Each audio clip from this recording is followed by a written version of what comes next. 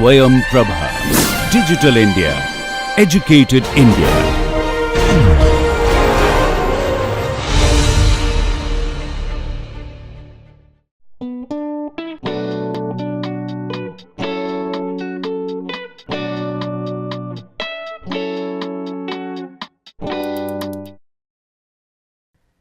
In the last few lectures, we had been discussing about kinetics of a system of particles. In this lecture, I am going to continue on that, and towards the end of this lecture, I am going to show how the equations governing the kinetics of a system of particles can be extended to that of rigid bodies. Therefore, in this lecture, we are going to start with kinetics of a system of particles and then introduce rigid body kinetics. To recapitulate what we had discussed in the last few lectures, let us consider this figure in which I have drawn n particles acted upon by forces, and we are looking at this picture in a coordinate system that is shown. We had derived the generalized Newton's second law for this system, and we have obtained this equation of motion for the motion of the center of mass of the system. What this generalized Newton's second law tells us is the rate of change of linear momentum of this system is equal to the summation of all forces acting on the system. The linear momentum of this system is mass times the velocity of the center of mass of the system. Linear momentum is of this system of particles is the product of mass and the velocity of the center of mass of the system. Normally we start discussing kinetics from a single particle, and this system shows us why we need to study the kinetics of point particles, though nothing in the real world is a point particle, but we do study point particles because ultimately for a system of particles it is the kinetics of the center of mass, which is a hypothetical point calculated from the mass distribution of this system of particles. The center of mass motion is governed by this generalized Newton's second law, which I have written here. Then we discussed the moment of linear momentum, or what is also known as angular momentum, and we had looked at two ways of calculating about 2 points. About this point O, which is the origin of our inertial frame, we had calculated the angular momentum H O as R I vector, which is the vector shown here, cross the linear momentum of that ith particle. This is the velocity, mass of the ith particle times the absolute velocity, that means the velocity that is recorded or measured by the inertial observer, gives us the linear momentum in the inertial frame. Moment of this linear momentum summed over all particles is the angular momentum calculated about the point O. Then we had also calculated the angular momentum about the point G, the center of mass. Here we took the cross product of this moment arm is rho I vector, rho I cross m I r I dot, which is the absolute linear momentum. So, mass of the ith particle times the absolute velocity measured by the inertial observer. That is how we defined angular momentum about the center of mass. And we also showed that this angular momentum about the center of mass considered with the absolute velocity of the particle, of the ith particle, is also equal to the relative angular momentum about g. And how did we define relative angular momentum? This is the same moment arm rho I, is shown here in the figure, cross m I rho I dot, mass of the ith particle, times rho I dot is the relative velocity of the ith particle with respect to the center of mass. Therefore, m I rho I dot is in some way the relative linear momentum of the particle with respect to the center of mass. Having defined that, we found that the rate of change of angular momentum about O is the moment of all forces about O, and similarly the rate of change of angular momentum about G, the center of mass, is equal to the net moment of all forces about G. Now, these two equations, the generalized Newton's second law and these angular momentum equations, this and either of these two, that defines the kinetics of this system of particles. The generalized Newton's second law is the equation about evolution of linear momentum of the center of mass, whereas the angular momentum equations tell us the evolution of angular momentum of this system of particles.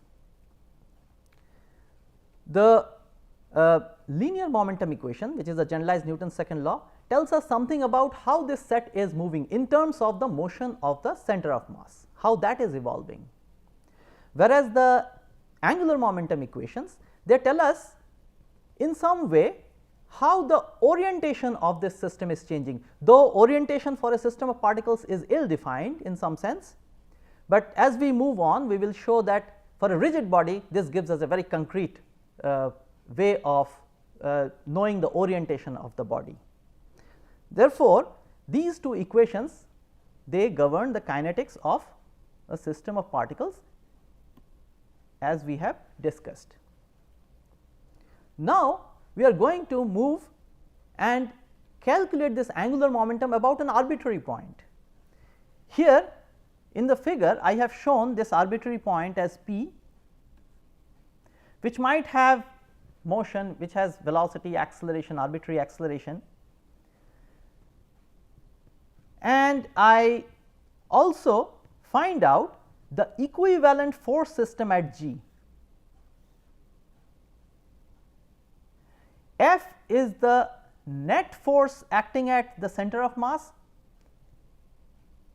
and mg is the moment, because I am shifting all the forces acting on various particles to the center of mass, I will generate moments. So, mg is that equivalent moment.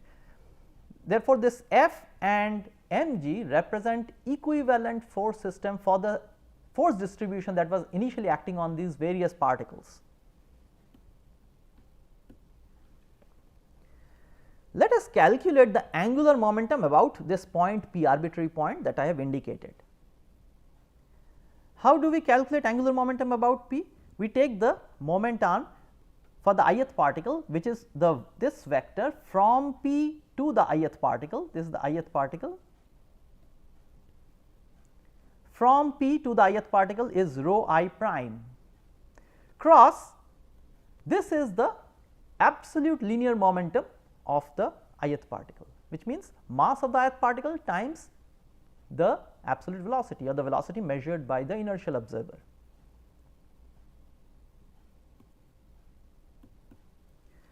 And that is equal to, I can write in terms of this vector rho g prime, which is a vector from P to the center of mass, plus rho I. Rho g prime plus rho I is rho I prime.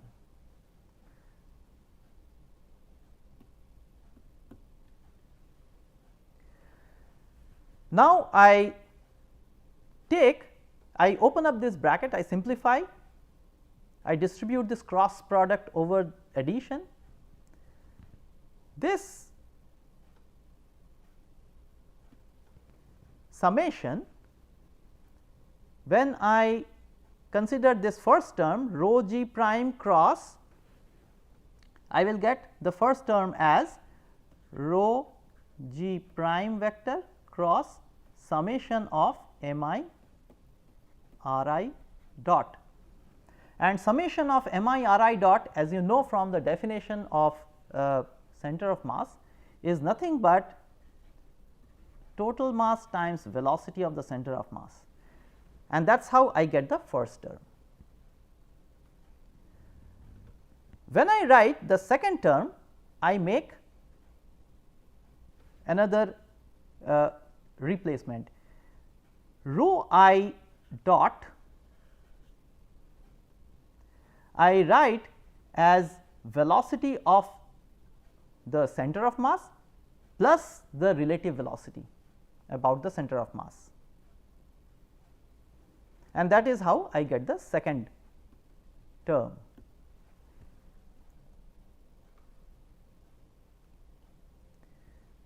Here I have used, as I just now told you, I have used summation of m I r I dot is equals to total mass of the system times the velocity of center of mass, and r I dot as velocity of center of mass plus relative velocity. Now, if I use these things in my expression of angular momentum about p, the first term, this does not have anything to do with this summation. Therefore, I get summation of m I rho I, which is 0. Therefore, what I am left with is only rho I cross m I rho I dot.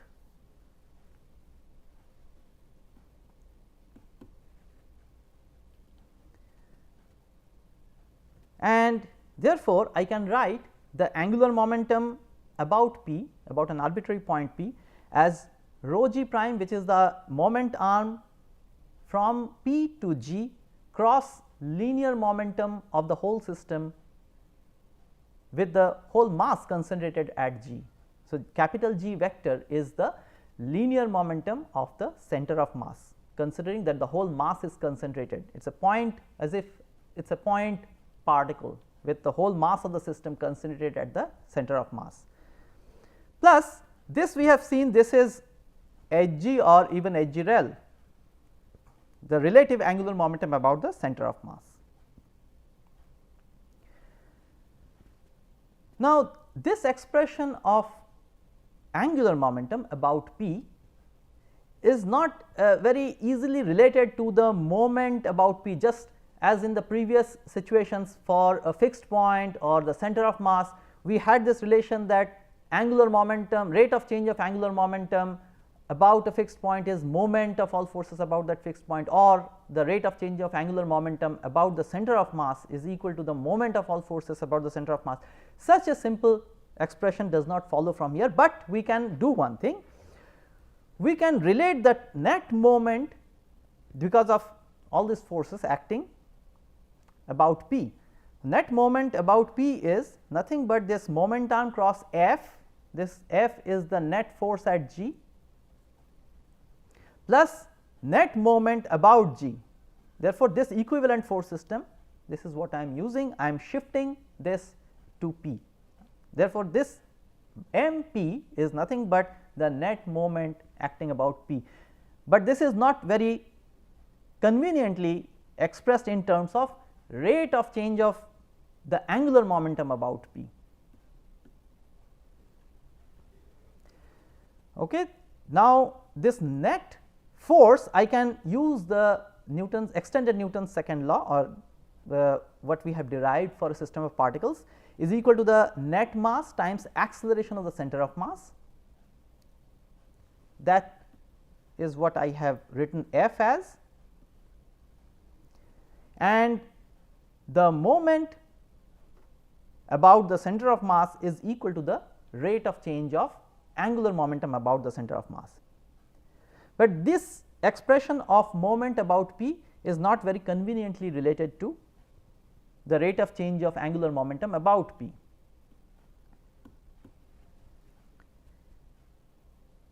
But we can do another thing. Let us look at the relative angular momentum about p. Now, how do I define the relative angular momentum about P?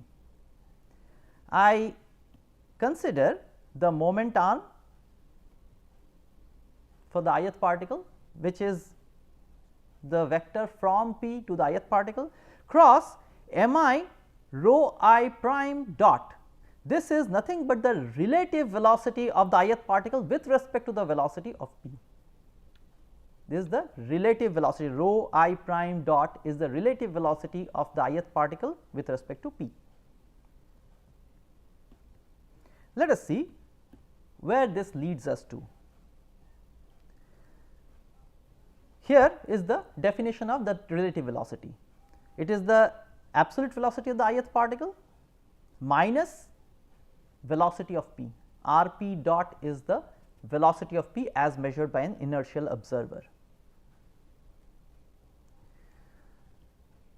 Now, if I differentiate, take time derivative of h p rel, then I get these terms which I have obtained by substituting this here and time derivating this.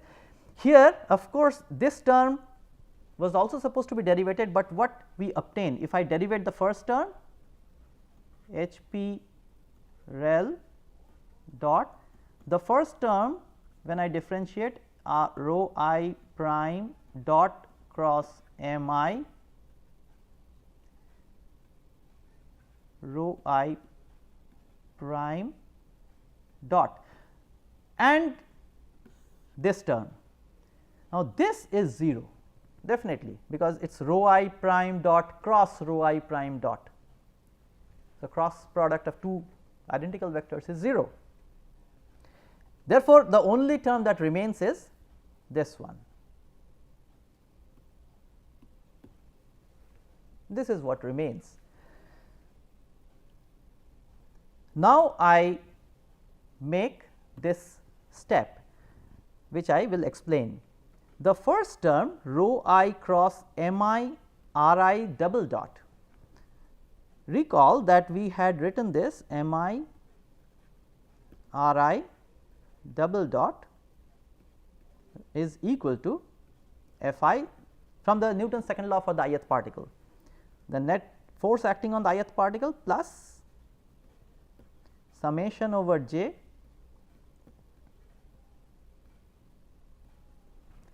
the internal forces, summation of internal forces from the other n minus 1 particles. So, barring the ith particle, all other particles will have some internal force contribution on the ith particle, which is indicated by F I j, and I sum over j to have the net internal force on the ith particle. Now, if I do a cross product of this with rho I prime,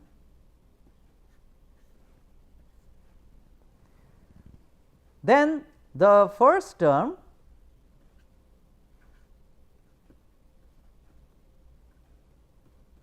is nothing but what we have obtained from here. On the left hand side we have exactly this, and that is equal to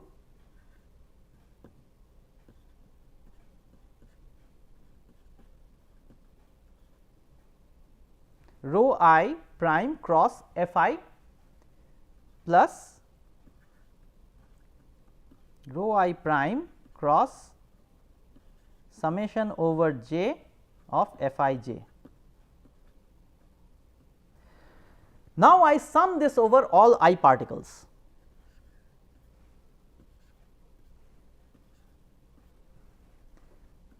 Now, this summation is over I. When I do that, remember this term yields terms like rho I prime cross F I j plus rho j prime cross F j I, and so on. We will have terms like this. because it is now getting summed over all I and j, and we know that f j I is minus f of I j. Therefore, this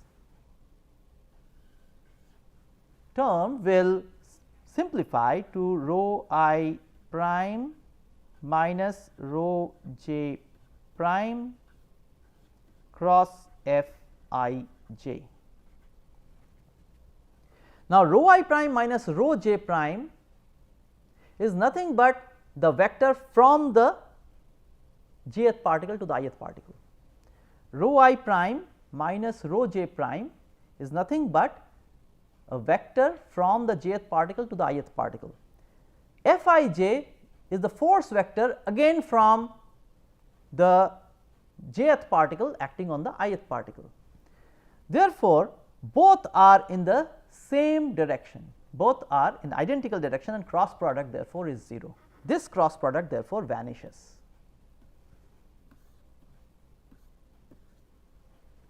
Once I sum over all I particles, and that is how I am only left with summation over I rho I prime cross f I. So, this is the term that comes out of that.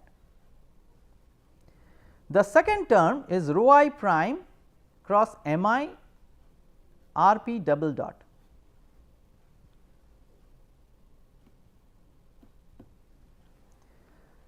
And therefore, the rate of change of the relative angular momentum about p is net moment about p, because rho I prime cross f I is the net moment of all forces about p, minus this additional term.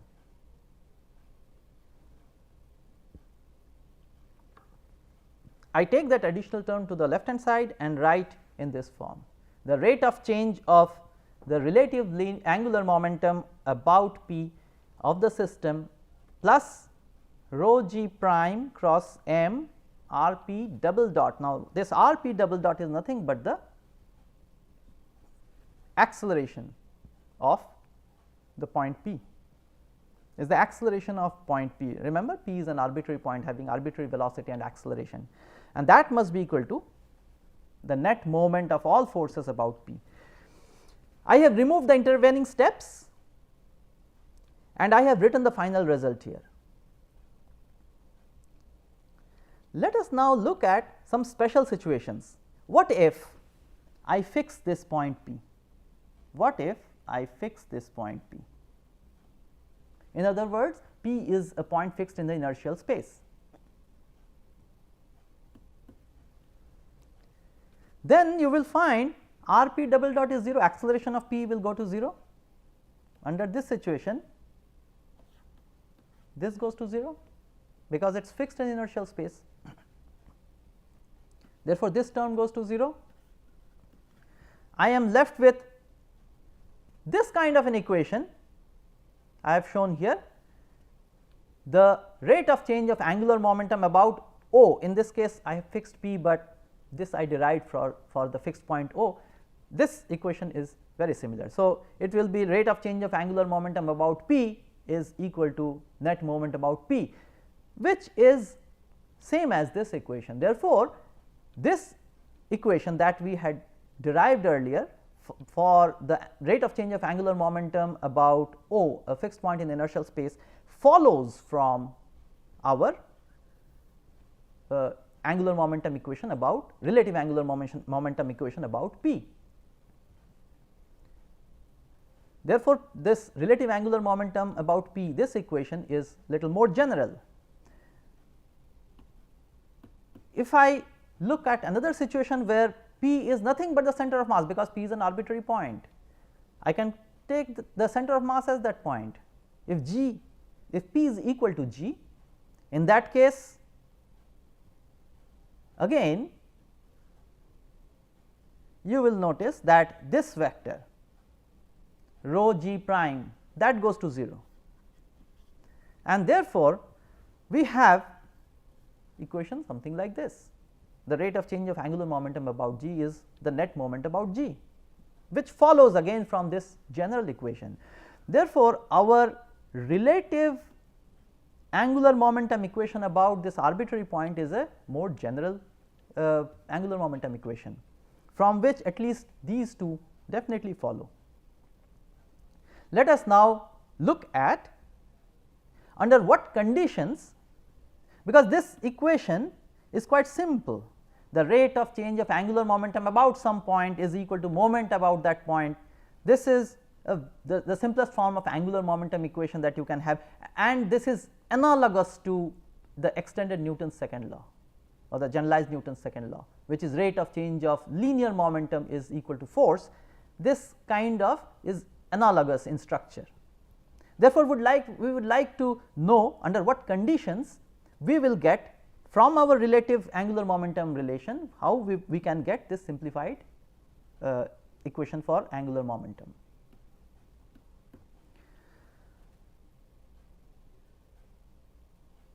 If Rp double dot is equals to 0, in other words, P is a point in an inertial, is a point which can be fixed eventually, because if P has a velocity, does not have acceleration, it might have a velocity in some inertial space.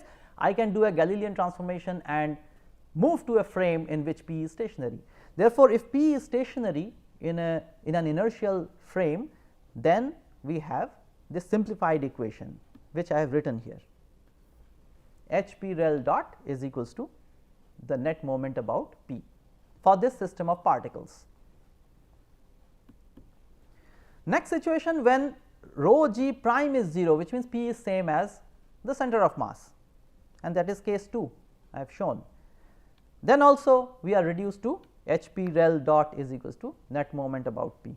In that case, of course, P is equals to g, and remember that the angular momentum about g is equal to the relative angular momentum about g. Now, the third situation is interesting. When rho g prime cross Rp double dot, the acceleration of P is 0, which means P is accelerating towards or away from g, but these two vectors are co-oriented. In that case also we have this reduced equation. The rate of change of angular momentum about P, relative angular momentum about P, is equal to the net moment of all forces about P.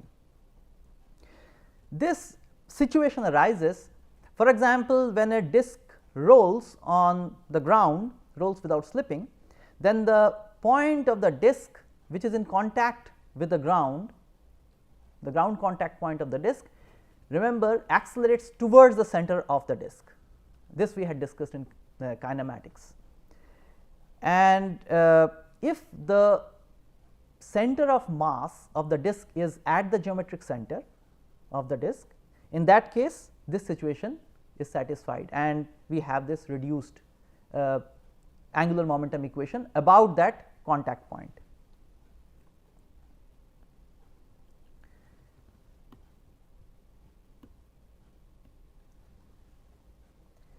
We are going to look at the decomposition of this Hp rel, the relative angular momentum about P. For that, I have written rho I in terms of rho g prime plus rho I as rho I prime, and rho I prime dot is rho g prime dot plus the relative velocity with respect to g.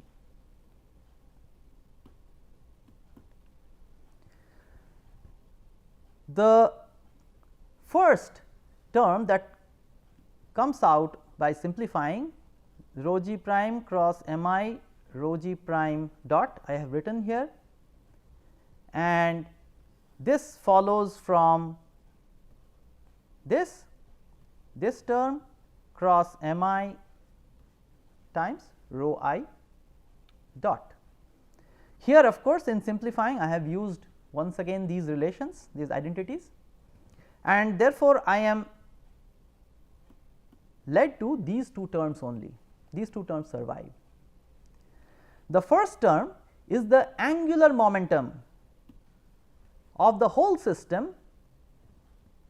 This is the angular momentum due to the motion of the center of mass about that point P.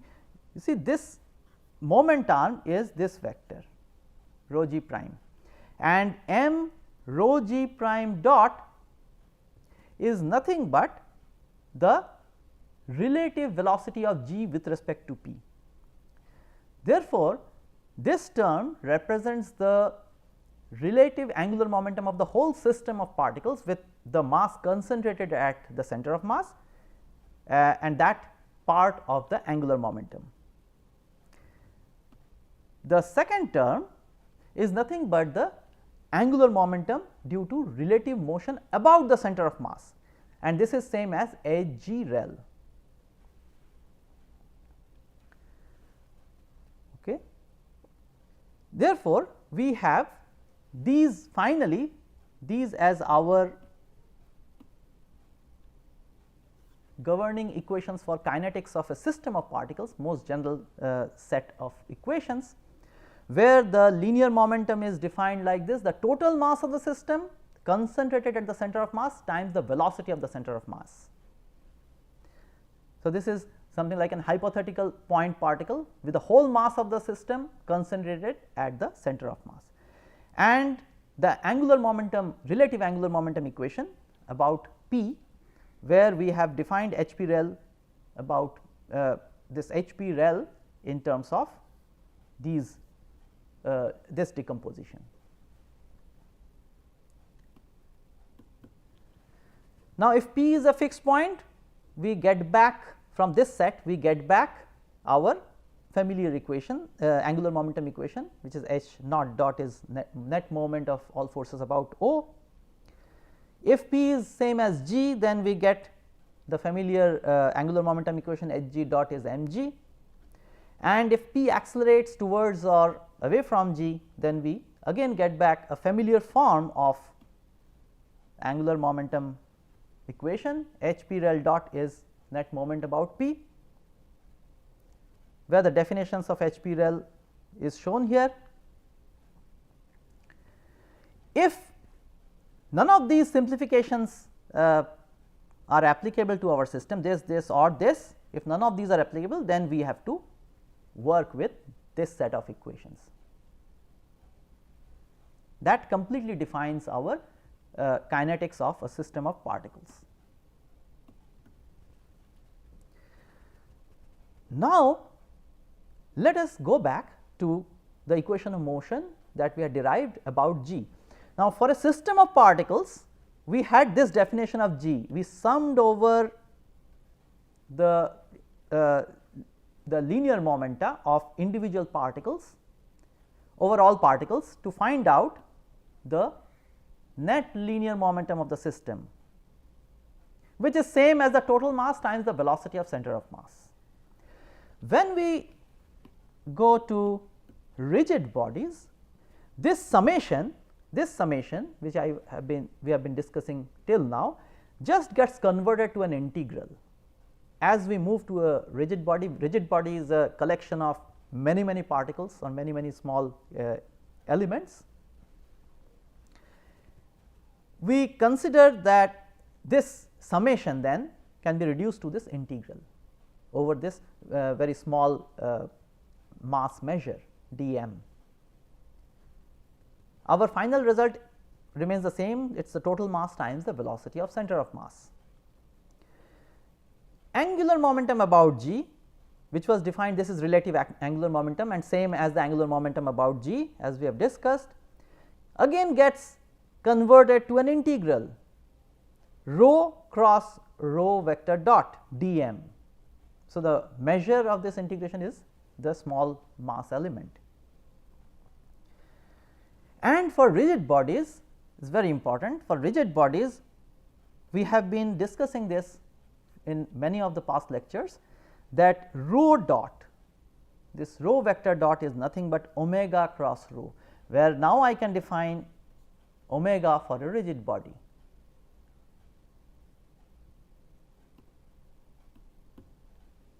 Rho dot is omega cross rho.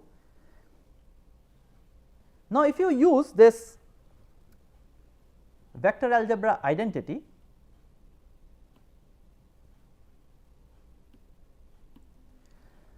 which says vector A cross B cross C is vector A dot C times B minus vector A dot B times C. If I use this identity here, so this is our A, this is B, this is C vector. If you do that, then you will arrive at this simplification using this identity. We have rho dot rho times omega minus rho dot omega times rho. Since dot product is simpler than cross product, therefore, this expression of Hg, the angular momentum about g, is very useful for calculations. I have removed the intermediate steps and written out the expression of Hg in terms of these dot products. Now, let us specialize this for planar motion. I have considered this xy frame as shown in the figure. Now, here there is a point to be noted very carefully. The center of mass of the body must lie in this xy plane. We are going to consider planar motion. The first the requirement for planar motion is all points of this rigid body definitely must move in this xy plane. But a rigid body, of course, may have some thickness or things like that. So, you can have particles which are out of this plane, but then they are moving in parallel planes. And because of this, we have the requirement that the angular velocity of this body must have a direction perpendicular to this plane. Therefore, the angular velocity omega of this rigid body must be some omega times k cap vector, which can be written in terms of this angle made by any line which is fixed on the rigid body with respect to some datum line.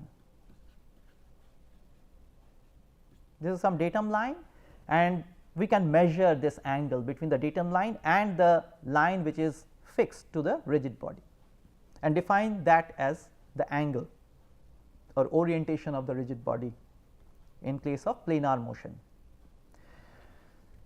We are going to define this vector rho in terms of only I cap and j cap, and this is true for prismatic bodies.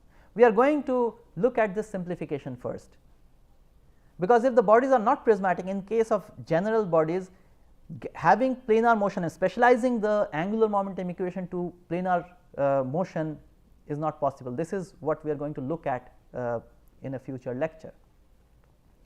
Therefore, in this lecture, what we are going to assume is that the body is a prismatic body. That means, it is something like an extruded body. If you have this body, so this kind of a body.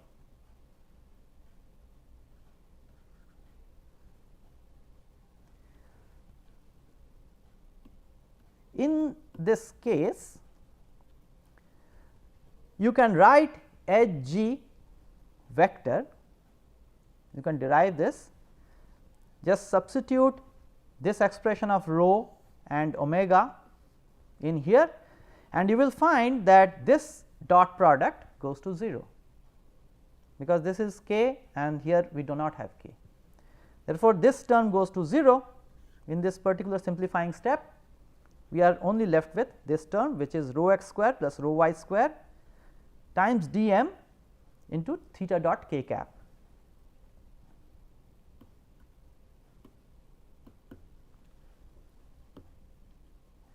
And this integral we define as I g, which is moment of inertia of this rigid body about g, and this you must have studied in mechanics. So, this is the polar moment of inertia about an axis passing through g and perpendicular to the plane.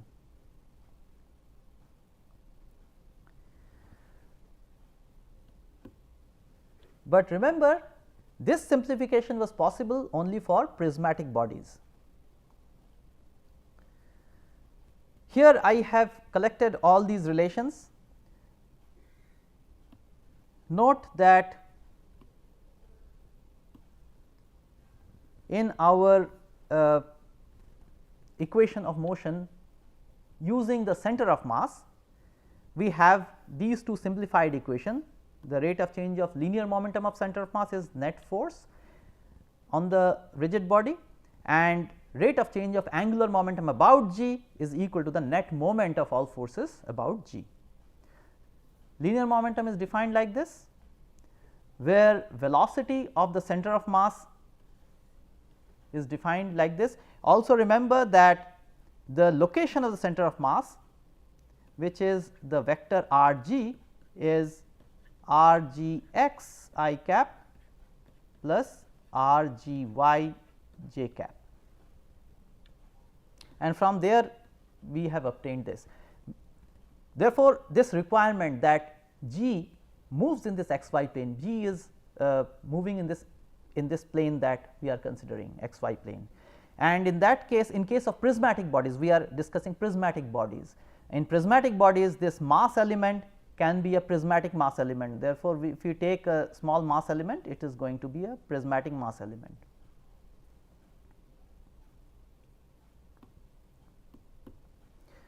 The angular momentum about g is defined as the moment of inertia about g of this body times the omega vector, and omega vector is some theta dot k cap, and the moment of inertia about g is defined by this integral.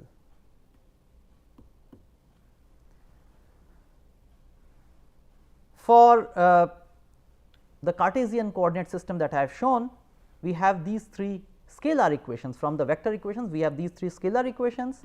You should note that the linear momentum equation, which is the generalized Newton's second law, yields two scalar equations, and the angular momentum equation yields one scalar equation. Alpha is nothing but omega dot, which is theta double dot. Thus, we have three equations of motion for the body in a plane, for a prismatic body in a plane. Now, moment of inertia of bodies, this slide just shows some of the expressions of moments of inertia, which you must be familiar with. If not, you should revise these parts. Now, we look at the equations of motion of plane kinetics of a prismatic rigid body about a fixed point O. Again, this frame that I have considered, x y frame, that contains g. In other words, this r g vector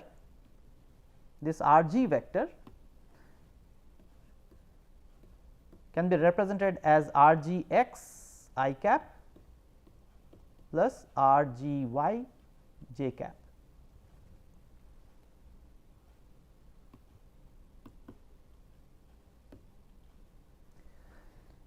The equation of motion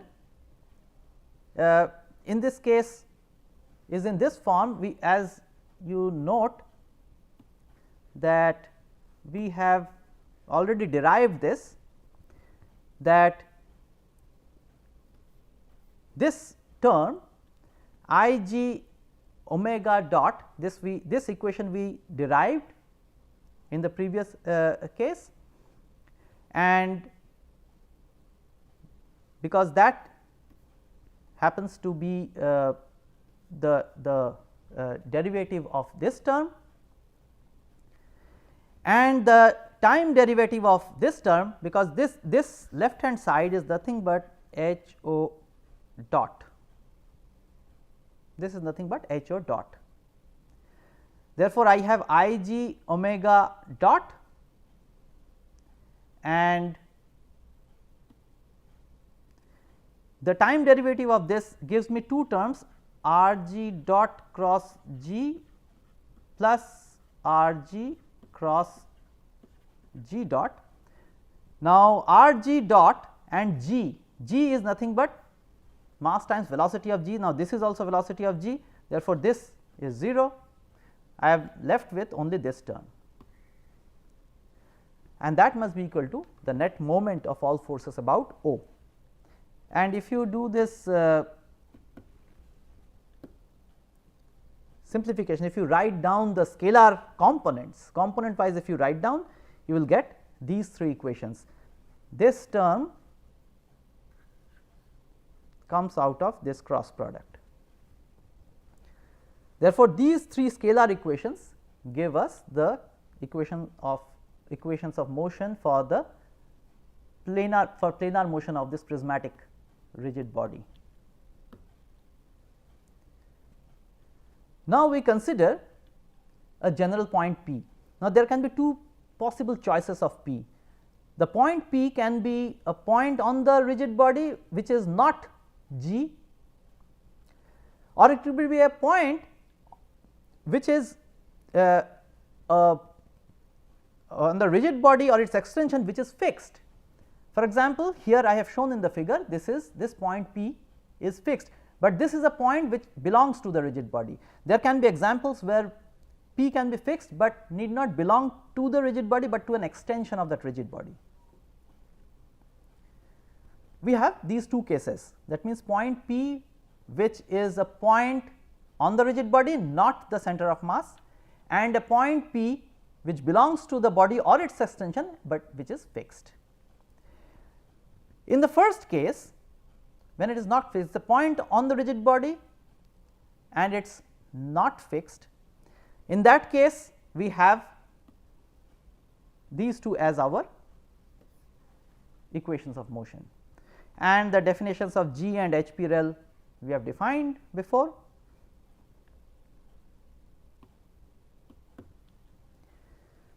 H P rel simplifies to this form, and if you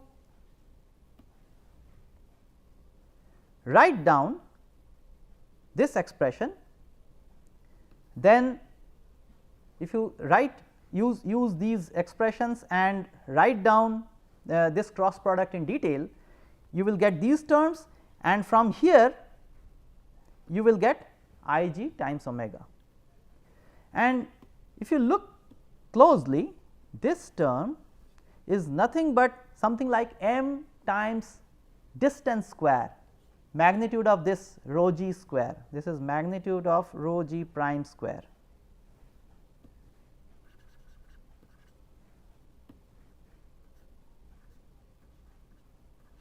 This is magnitude of rho g prime square, this part. Therefore, mass times magnitude of rho g prime square plus I g times omega, and this is nothing but the moment of inertia about P. Therefore, H P rel in this particular situation simplifies to I P, the moment of inertia of the rigid body about P, times the omega vector.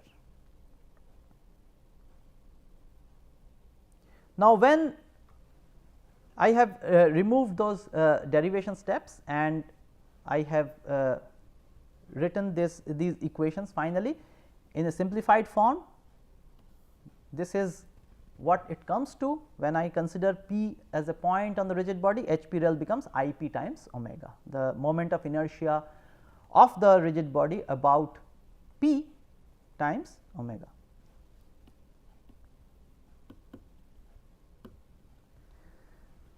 And therefore, our equations of motion is this set.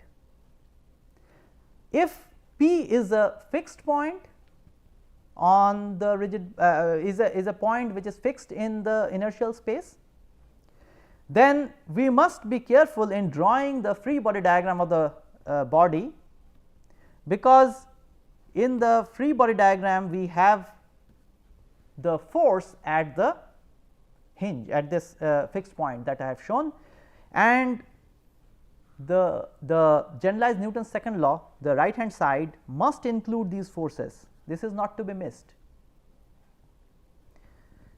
And of course, in this case the acceleration of P is 0, because it is a fixed point in inertial space. Therefore, For this system where P is a point on the rigid body and it is fixed in inertial space, our equations of motion for this rigid body boils down to these two equations.